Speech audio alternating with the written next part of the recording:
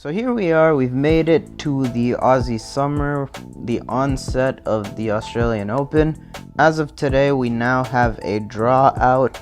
So as I've done in the past, I'm just going to be running through and giving predictions quarter by quarter. And I will say before I head into this first quarter, which happens to be the Novak Djokovic one, I am aware of the ongoing nature of his whole fiasco right now. I actually had been in the process of making a video on my thoughts about it, but I mean, the whole situation has literally been changing every single day, and with each passing day, we were pretty much getting more and more details regarding it. So I've just decided that I'm going to hold off on talking about it until it's over.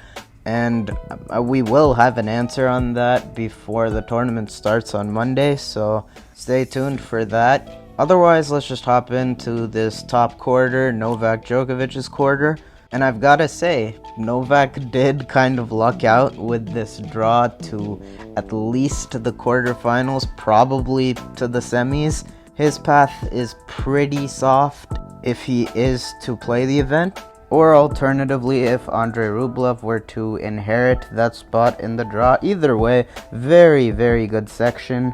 Cristian Garin is the next highest seed in that half of the quarter as a potential fourth round opponent. And I mean, he's not putting a dent in Djokovic especially, and not even Rublev.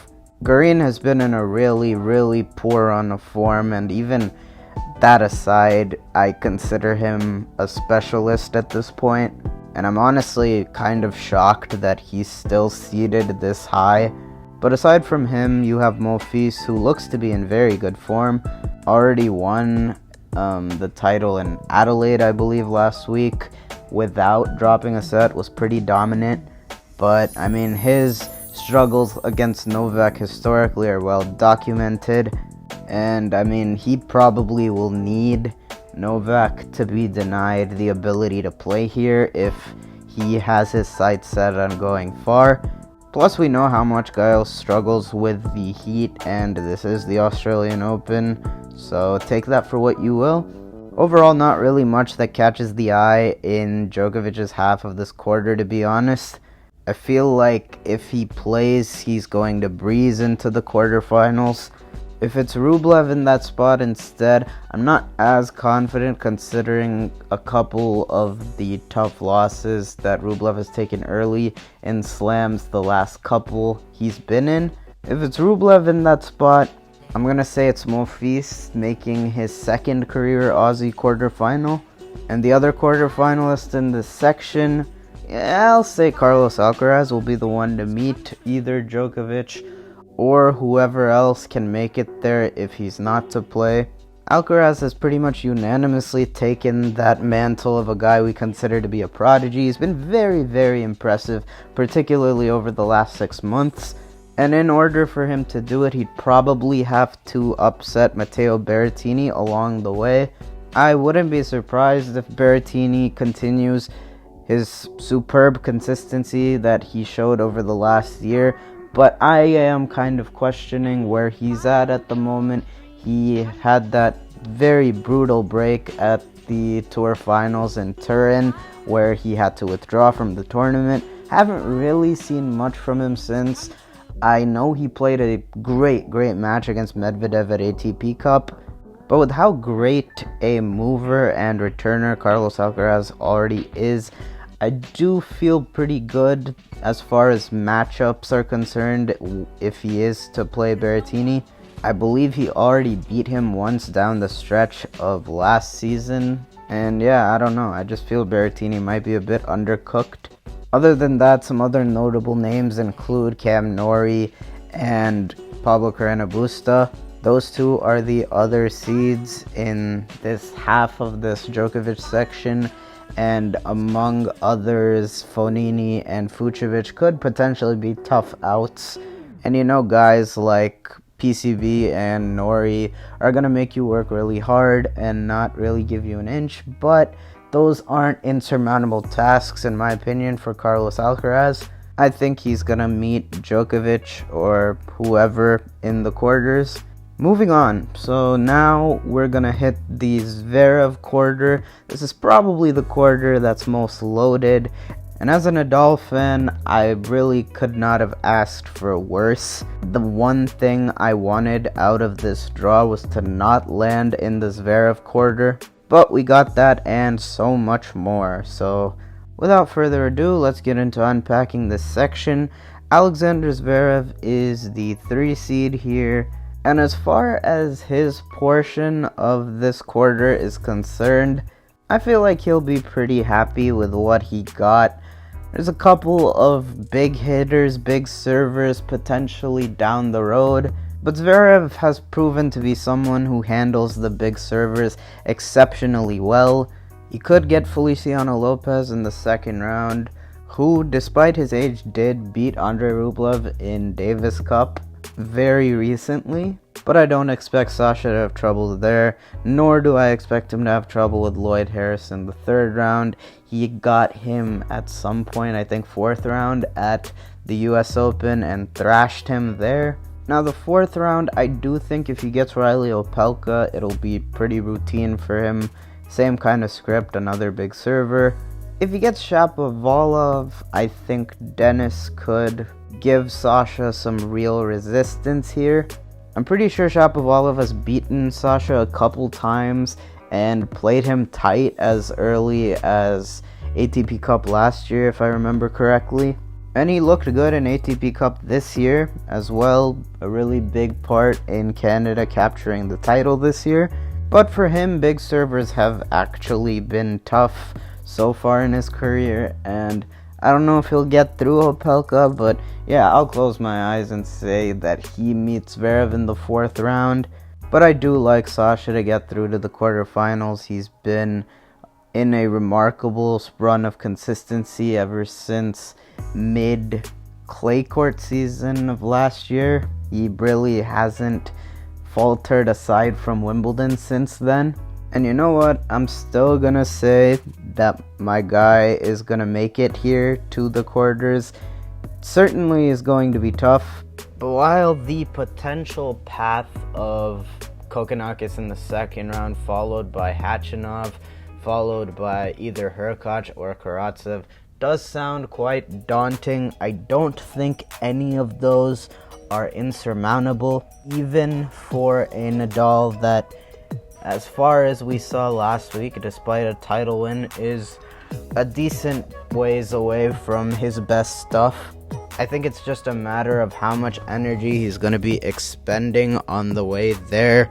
We have seen over the past year that Nadal's stamina has declined considerably, and that is a cause for concern, considering he could see Khachanov, a guy who has been able to make things physical with Rafa and played him pretty well. And then certainly the toughest potential opponent would be Hurkacz. When Hubie won that Miami title last year, I certainly did think it was a flash in the pan, but everything that's followed ever since has totally made me reevaluate on him. Ever since Wimbledon last year, Hubie has been pretty consistent, and he did look quite good at ATP Cup. He's never played Rafa before, but he, like Khachanov, really has no problem making things physical and has the strong suit of the backhand, and at least on paper being able to mitigate the heaviness of the Nadal forehand. And he's in better form than Khachanov and has more tools at his disposal than Khachanov. That's a match that I do expect to be really tough if Rafa ends up getting there. But I will say that Melbourne tune-up was good for Nadal in getting some confidence back, getting that winning feeling back, and just going through a lot of situational stuff, like having to save a lot of break points, stuff like that. And with an extra week after that, I do think the form that Nadal will bring into the Australian Open will be considerably better than Melbourne. I did think he looked quite vulnerable there, but I think he'll be much better at the Aussie Open. There is stuff to build on there. His serve looked very good, and Coming off a foot injury after the first match, the movement looked pretty good considering the circumstances. It's one match at a time for Rafa, but I think that he's going to make it, and that's where I feel like his road will end. I think Sasha, in the form that he's been in, is going to be too much of an ask for Rafa at 35, coming off a break. Now on to the third quarter with Stefanos Tsitsipas, the 4 seed. If you ask me, I think this is the most open quarter. I think that there's a lot of guys here that could take advantage of, at the moment, the questionable state of Stefanos Tsitsipas' health with the elbow, and as a result, his game. In his limited appearance at the ATP Cup, he looked fine. Played a pretty high-quality match against Diego Schwartzman. Came out on the losing end, but Diego was inspired on the day, and Steph still put in a pretty good showing. But his elbow is a question mark at the moment, and so it does seem that there are a decent amount of guys here that could make a run. Tsitsipas certainly is not a lock here. That being said, I do think if Tsitsipas can steer clear of Taylor Fritz in particular, he'll be in pretty good shape. Big servers have troubled Tsitsipas with this suspect returning in the past, and Fritz has more than just a serve. He's improved tremendously over the past year, and he's exactly the type of player that could give Tsitsipas fits. Other than that, save a well-playing RBA, I really don't see that much danger for Tsitsipas in this section. Maybe Francis Tiafoe has given him trouble in the past, but I just don't know if I trust where he's at physically at the moment. It's been very difficult to get a read on that, and so I'm gonna hesitantly say I think that RBA is going to get through to the quarterfinals. I believe it would be his second quarter there. It's the only quarter of a major he's ever made, was in 2019 at the Aussie Open, but he looked very good in ATP Cup, and Fritz could certainly be dangerous for him as well, but I'm just gonna roll with RBA here. He seems rejuvenated after a difficult 2021, and he's fresh again. Now, opposing him, ever since I saw this section of the draw, I have been pretty dug in on Jannik Sinner taking this section. He's got Casper Ruud as the next highest seed in his path to the quarterfinals, and Ruud will certainly have his work cut out from him right from the get-go with Ilya Ivashka in the second round. He's a pretty dangerous floater coming off a career year in 2021. And even if we do get the Sinner-Ruud matchup, I still think at this point Sinner is better than Casper on hard courts, in spite of the fact that Ruud is not chopped liver off clay. He's shown some positive signs on that front over the past year, but I do think Jannik would be favored in that matchup down the road. The only real big hurdle, I could say, would be Andy Murray down the road for Sinner before the quarterfinals. Late last year, Murray did get a win over Jannik Sinner, I think in Stockholm. And if you saw my last video, Andy Murray, in my opinion, is playing great and has been over the past 6 months, ever since Wimbledon ended. And you now see him in the finals at Sydney, a couple of very good wins there. So I do feel Murray is playing much, much better than his ranking would indicate. And I do think he would have a real shot there and will have a shot to make a relatively deep run at some point this year. But at the moment, I'm feeling good about Sinner. I think that youth will prevail there, and I like him to make the quarters. And as I referred to earlier, talking about Sinner's portion of this section, I also do feel good about him winning this section, and I think that he'll beat RBA and make it to the semis. Which now brings us to the very bottom of the draw with Daniil Medvedev's section. At least as far as Medvedev is concerned, I do think it's pretty straightforward. I think there's not really anybody standing in his way. It is interesting that Nick Kyrgios and him could play in the second round, because Nick has had some good success against Daniil, at least in 2 matches when they've played.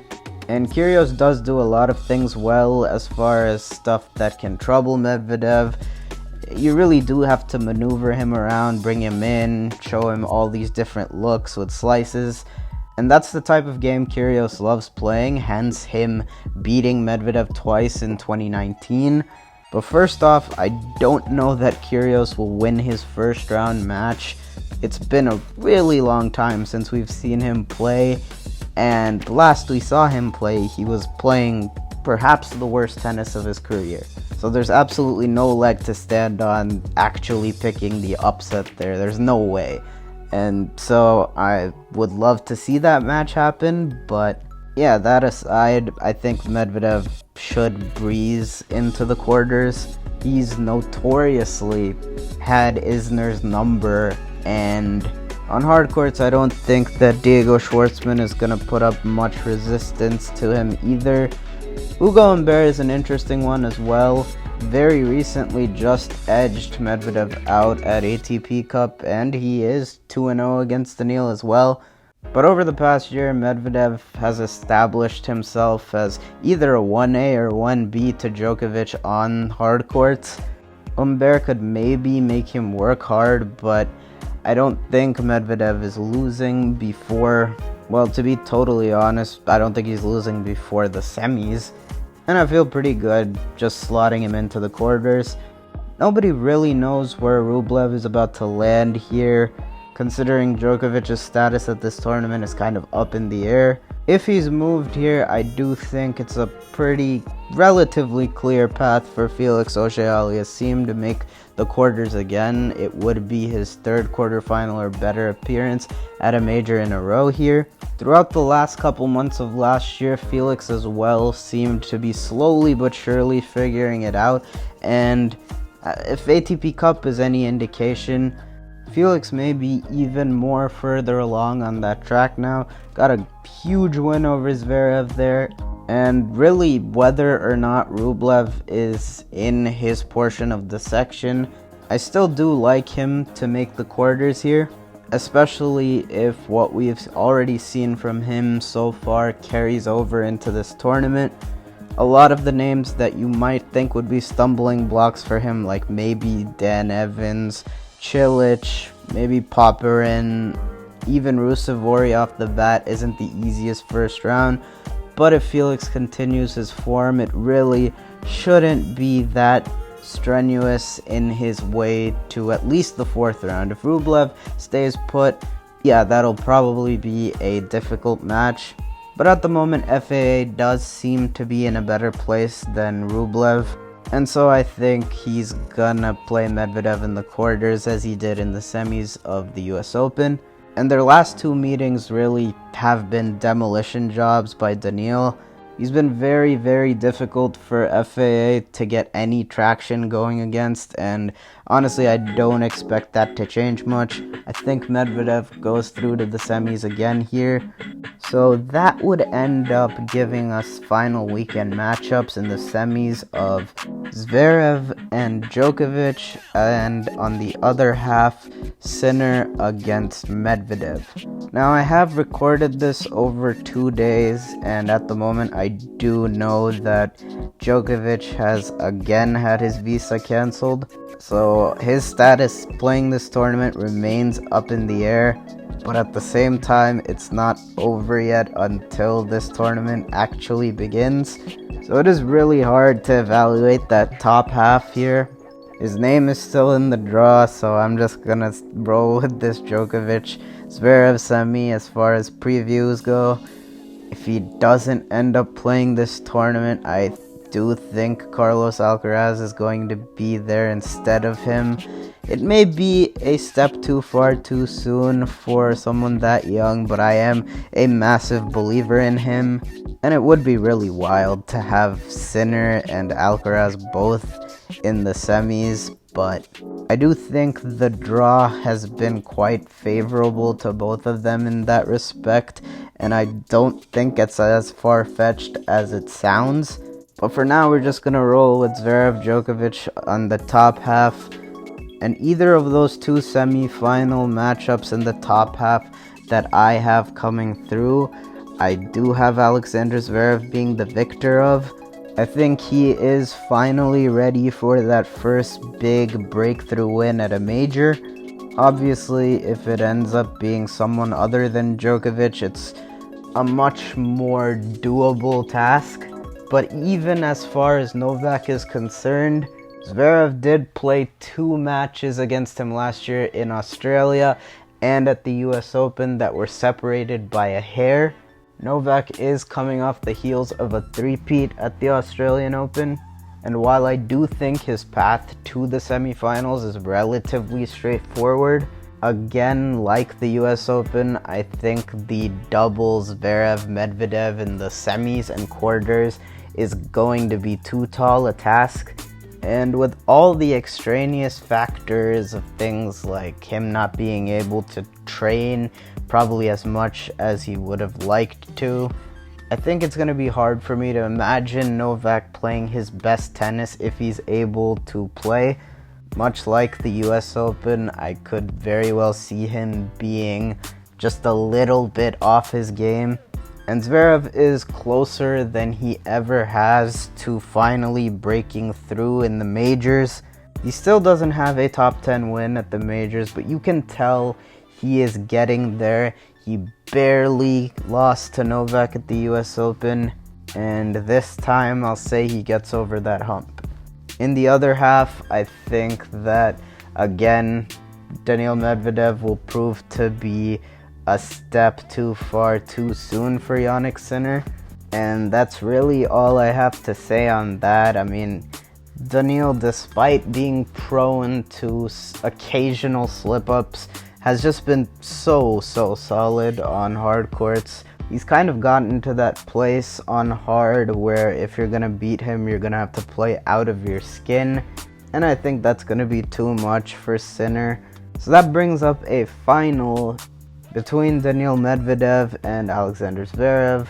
While I did say earlier that I think Medvedev and Djokovic are 1A, 1B in whatever order you choose on hard courts right now, don't get that twisted. Alexander Zverev is not very far behind at all. In fact, the only thing that drives me to say 1A, 1B with Medvedev and Djokovic is each of them having a hardcourt title to their name at the moment in the last year. Zverev doesn't have that, but he has just about everything else on this surface.